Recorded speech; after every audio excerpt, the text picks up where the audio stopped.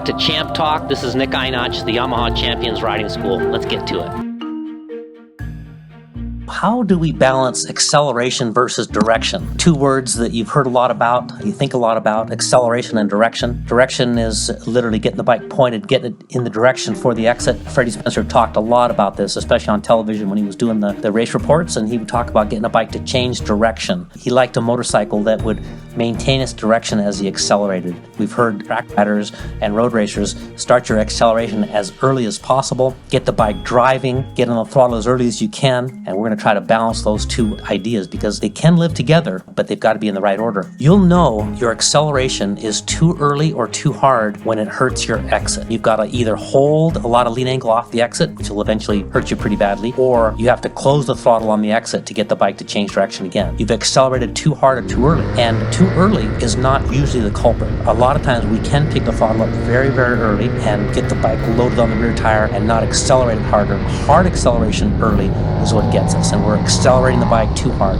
As we accelerate the motorcycle, just think about what happens to the chassis. The weight shifts backward through the shock or shocks onto the rear tire. The steering geometry extends slightly. Wheelbase gets a little bit longer. Bike wants to stand up and run wide. Talked a lot about this over the years at YCRS with radius equals miles per hour. We made a film about it, R equals MPH. I've written about it and realized when I'm accelerating my motorcycle, it wants to stand up. And when I'm accelerating my motorcycle and I don't want it to stand up just yet, now I'm hurting my exits. I'm adding lean angle or holding lean angle while I accelerate. Refer back to 100 points of grip. As you can see, it's going to get you in trouble. You'll either start to spin the tire quite a bit or put the bike into traction control. And for those of us who do track days, those of us who race, you'd like to maintain that rear tire grip as long as possible, but you're asking it to accelerate and lean over, and it just wears it out. You're in traction control all the time, or you're starting to spin up and having all sorts of exciting times. When you hurt your exit, you're accelerating too hard or too early, generally too hard. Look at a couple different corners that you may ride. High Plains Raceway's turn 3, and it leads on to the fastest section on the racetrack, 6th gear straightaway. And it's easy to think, well, I'm going to get through 3, I'm going to accelerate through 3, I'm going to accelerate really hard, really early. Great idea, but after I get the bike's direction. So what we'll teach approaching turn 3 so fast that we close the throttle, pick up a little bit of brakes, the bike changes direction in less time and distance. All of a sudden, the bike is pointed, and what do you know? We're faster down that straightaway because we take the time to get direction. In New Jersey Motorsports Park, turn 10, that's the left-hand button hook that leads onto the S's onto the front straightaway. Great place to think about direction. 3/4 of the way through that button hook, the bike has to slow, load the front, slow and turn. Radius is mile an hour. Bring your mile an hour down. Bike changes direction, then watch how much more acceleration and speed you carry through the S's onto the front straightaway. It's faster, it's safer, and that's because you're letting the bike change direction before you accelerate. There's easy ways to band-aid motorcycles to try to get them to do this, but it'll catch you out. You can do some things like raise the rear end, you can lower the front, you can add rear spring, you can add rear compression damping, you can slow front rebound damping, all in a band-aid attempt to get the bike to quit transferring weight backward and running wide off this particular corner. Of course, you're ruining it for many other places on the racetrack, but you're trying to band-aid these fixes. So if you've kind of gone down that road of band-aiding your motorcycle to get the bike to change direction, it literally comes back to the onboard engineer,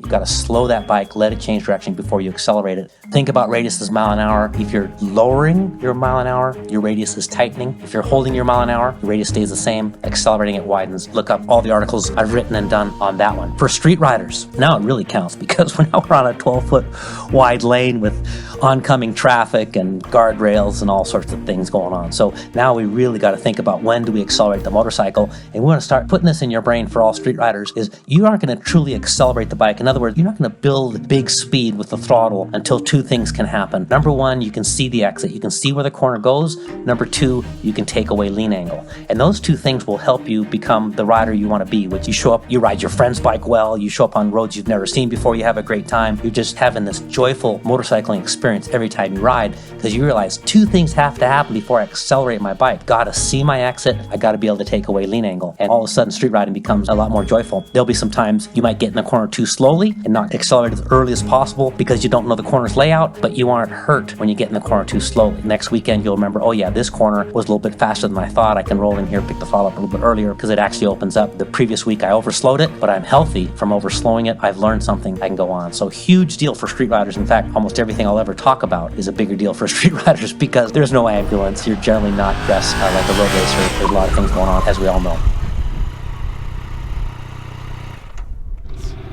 Lean angle versus direction change. Lean angle versus direction change. That's going to change your life. Back in the circle, he's mid-corner, he's having fun, he's on a Sunday ride. He's looking through the corner, he's looking where he wants to go. Mark, slow down. Brake comes on, bike tightens up in less time distance. So, this is Champ Talk. My name is Nick Einach. I run the Yamaha Champions Riding School. And these Champ Talks give us a chance to really go into depth on some of these ideas and get them across to you and get you thinking about this in your riding. This one is balancing direction and acceleration. And to put it in perspective and get it right, you've got to have direction before you accelerate. You'll be faster, you'll be safer, you'll enjoy the sport more. Thanks for listening.